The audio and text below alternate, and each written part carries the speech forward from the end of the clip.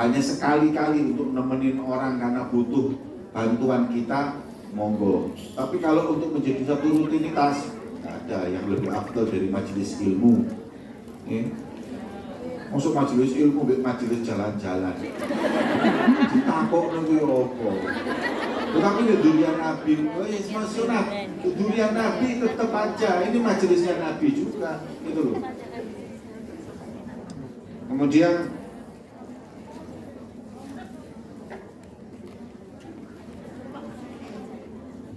ini ada orang yang dalam hatinya selalu saya sudah sedekah, saya sudah ini, saya sudah ini. Gimana hukumnya? Gini loh, orang itu kalau amal ibadah jangan dipandang besar, kalau dosa pandang besar. Betul. Jadi kalau kita itu amal soleh, amal apa? Ya Allah, aku ini kok bisa, amal aku gak akeh, amalanku gak akeh. Tapi ketika kita maksiat, sekecil apapun ya Allah dosanya aku, itu adalah kacamatanya para nabi dan para salaf soleh. Makanya amalan mereka itu mulia karena seperti itu. Amalan banyak dilihat kecil, dosa dianggap. Kayak Habib Abdullah bin Nusin bin Thahir yang ngarang kitab Sulamut Taufik. Ada kitab di pondok-pondok namanya Sulamut Taufik. Itu yang ngarang itu hadirin punya wirid untuk sebelum tidur bacaannya. Panjenengan saya kasih ijazah mau? Mau. Saya ijazahi doanya beliau, la ilaha illallah 25.000 kali, 20 kali. Allahumma sholli ala sayyidina Muhammad 25.000 kali. Ayo ngomong mobil itu yang lagi. Itu wirid beliau. 25.000. La ilaha illallah, la ilaha illallah. Sampai ngamalkan sekali sampai ketemu minggu ngarep durung mari-mari. Itu amalan beliau seperti itu. Tapi dengarkan, amalan yang seperti itu sebelum tidur, itu dia karang qasidah mengatakan ya Rabbi ma ma'ana amal wa kasbuna kullu zalal. Ya Allah, aku gak duwe amalan apa-apa sing tak lakoni dosa tok. Ini orang yang ahli zikir aja seperti itu hadirin. Makanya jangan pernah kita membesarkan amal ibadah kita, ya, tapi besarkanlah dosa kita agar kita selalu tawadhu dengan Allah, tawadhu dengan hamba Allah Subhanahu wa ta'ala. Tapi saya lihat sedekahnya orang Hongkong ini Masya Allah. Amin. Sampai ini sedekahnya saya lihat-lihat lumayan banyak. Loh kenapa? Karena dari gaji dan sedekah itu prosentasenya lumayan. Saya kalau sedekah, kalau umpama ya, saya kayak diundang bos batu bara. Diundang bos batu bara itu pulang dikasih duit, enggak. Saya itu pulang enggak pernah dikasih duit tebel tipis.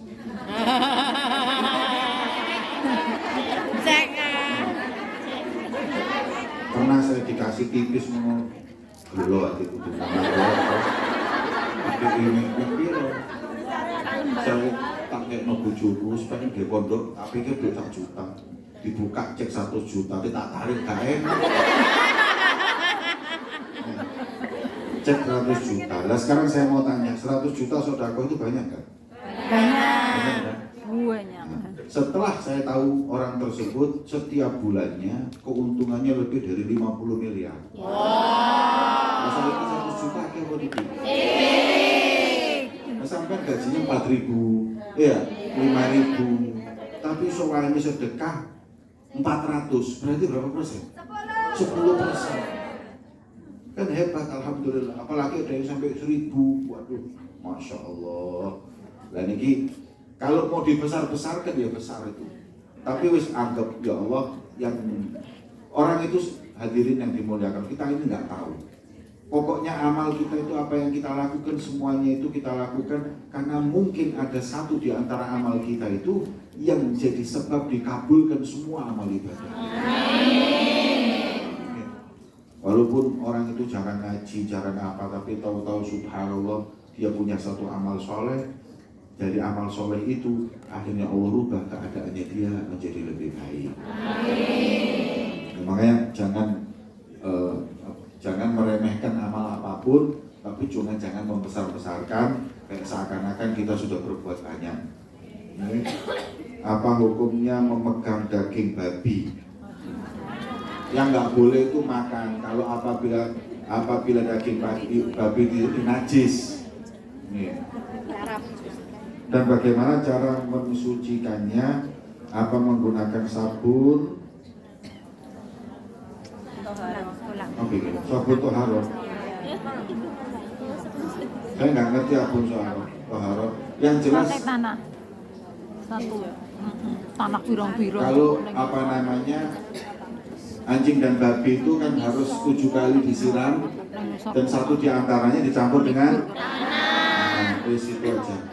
Dengan tanah. Jadi sampai gini Bu, gampang. Umpama nih ini sampai apa namanya tanah dicampur dengan air. Wes, taruh di sini kayak di mangkok. Sampai cuci yang habis menyuci babi tadi kan kalau bisa kan kamu babi kalau bisa pakai kaos tangan. Iya. Nah kalau memang takut mesti kena, sampai cuci ini apa namanya air itu, sampai ya 1, 2, 3, 4, 5, 6, satunya pakai yang itu 7 selesai. Gitu loh. Jadi enggak repot. Ya, kalau kita bisa menghindari, alhamdulillah. Kalau kita nggak bisa menghindari, ya sudah mau diapakan lagi. Yang penting udah dipangan.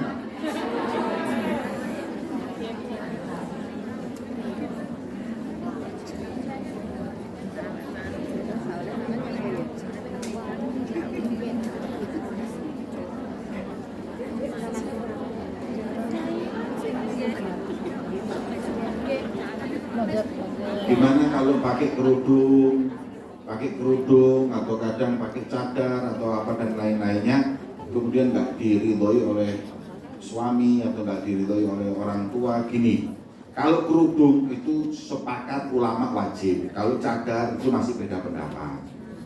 Ada yang mengatakan wajib, ada yang mengatakan tidak wajib, ada yang mengatakan sunnah. Yang jelas orang pakai cadar itu nggak ada salahnya. Makanya ketika dulu orang cadar di loilok, akhirnya Gusti Allah ngamuk, sak dunya cadaran kabeh winginan. Lanang wedok kabeh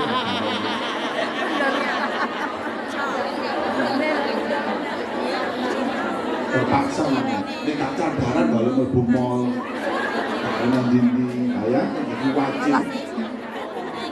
Yang ngomong cadar itu cadar ini akhirnya cadaran pisan winginan tahun. Jadi kalau cadar itu beda pendapat. Ada yang mewajibkan, ada yang tidak. Kalau yang cadar, nah itu baru apa namanya? Kalau mungkin orang tuanya masih kurang berkenan, ini semuanya mungkin ya wis apa namanya nggak cadaran dulu sampai. Tapi kalau kerudung nggak boleh. Ngomong suaminya ngomong kon udah rapi, aku syaratnya cukup kudungan, gak rapi tak pakai.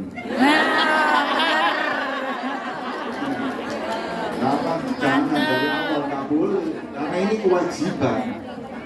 Tapi kalau cadar masih nggak apa-apa, gitu loh. Makanya kalau saya ingin hadirin, orang kalau sudah yang namanya keluar bapak, sekarang ini bapak seperti yang disabdakan Rasulullah datang zaman bahwa nanti orang masuk neraka itu karena orang tuanya. Kenapa orang tua itu? Lo orang tua zaman sekarang udah anaknya ceronan cekak, gak apa-apa, cadaran bingung. Teroris sih anakku itu. Tapi lo ceronan cekak harus gak apa-apa zaman yang ini wis. Nah yang seperti itu kadang terjadi. Ala kulli hal kita itu berkerudung yang wajib itu kita lakukan, dan kalau itu apabila orang nggak ridho tetap kita jalani. Adapun kalau cadar, ya insya Allah kita berupaya kalau yang masih mau pakai monggo. Tapi kalau orang tua nggak ridho, suami nggak ridho, pelan-pelan aja. Karena dahulukan yang wajib dan dahulukan yang tidak wajib.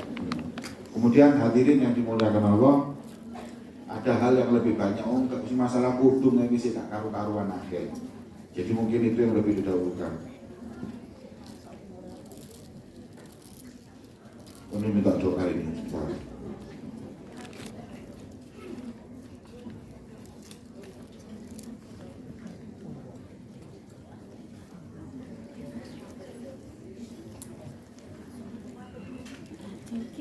Ngantuk abun.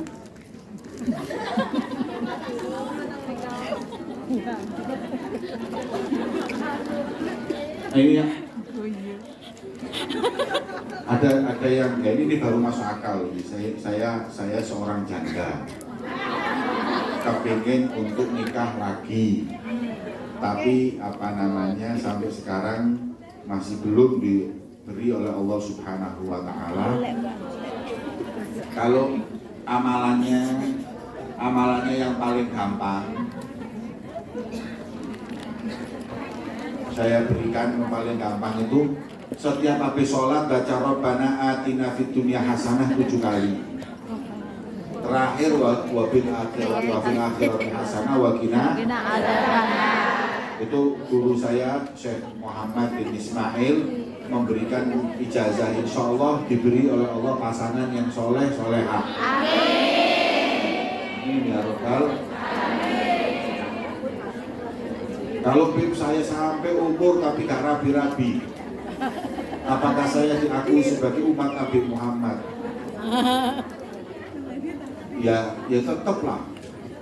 Kan memang jodoh itu kan takdirnya Allah. Selama kita itu masih membuka peluang, kemudian kita doa sama Allah, kalau memang belum datang ya insya Allah kita meyakini akan datang tepat pada waktunya.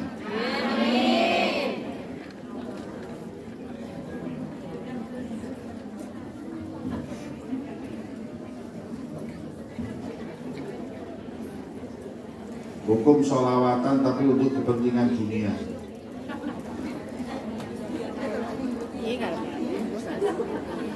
Contoh, kalau melihat sesuatu disolawatin, insya Allah dimiliki. Jadi kok nang maulid gereja ngomong selamat.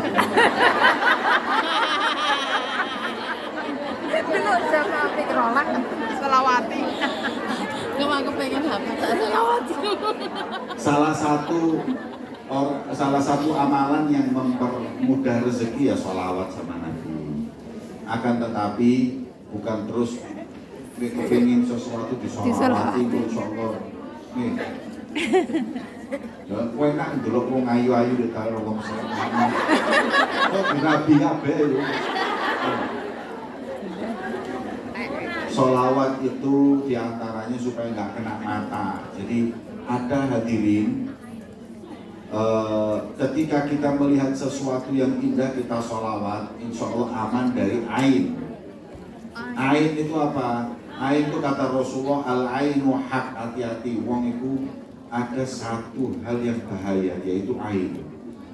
Ain itu kena mata, istilahnya ujian orang itu bahaya. Makanya anak kecil apa itu kalau dipuji nanti tahu-tahu bisa jatuh, itu namanya kena ain. Ya, saya punya tetangga itu punya anak lucu, kena ain nangis satu hari satu malam sampai masuk rumah sakit. Akhirnya diobati orang yang ngerti, alhamdulillah hilang ain. Nah, katanya Nabi kalau supaya tidak kena ain, baca Masya Allah, Tabarakallah, Allahumma sholli ala. Nah ini kalau kita itu lihat sesuatu itu, muji koncon itu kan, ya Masya Allah, handphone baru beli, ya Allah handphone ini, Allahumma sholli Muhammad. Nek ganggu tor moro-moro lukur pecah, itu namanya kena ain. Pernah terjadi seperti itu?